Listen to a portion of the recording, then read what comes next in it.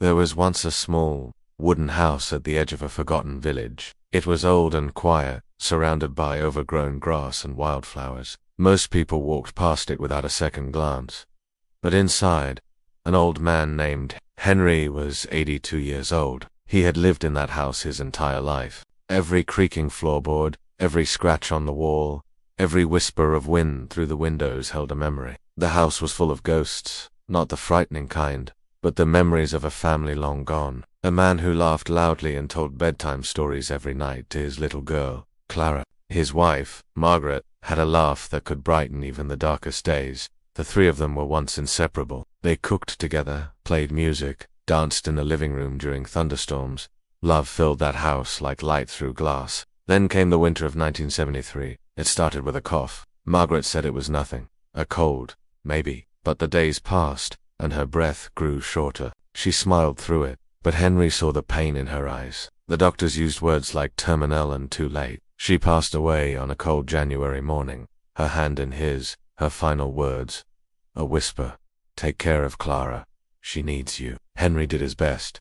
He tried to smile for Clara, tried to be strong, but his heart was breaking. Clara, only 9 at the time, stopped talking after her mother's death. She would sit by the window for hours, waiting, as if she believed Margaret might come walking up that hill, arms open, saying, I was just away for a while. But that never happened. One rainy afternoon, Clara was walking home from school when a car, driven by a man who had been drinking, lost control. Henry got the call from the hospital at 4:80 p.m. He still remembered the time because his world stopped at that exact minute. Clara didn't make it. Henry buried her next to her mother. 2 graves, 2 pieces of his heart. The rest of his life became a blur. Days turned into years. People moved on. The villager grew quiet. Henry stopped answering the door, stopped talking to neighbors. The laughter that once filled his home was replaced by silence and dust. He spent his days sitting in Clara's old room, reading her books aloud as if she was still there, brushing her favorite doll's hair, fixing the squeaky hinges on the rocking horse she never got to outgrow. He aged. His hands grew frail. His back bent with time. But every evening, he would sit on the porch, looking out into the horizon, whispering, just a little longer. I'll see you both soon. One winter night, much like the one when Margaret died, Henry was sitting by the fireplace, wrapped in a blanket, holding a photograph of his wife and daughter. Snow fell gently outside, covering the world in silence.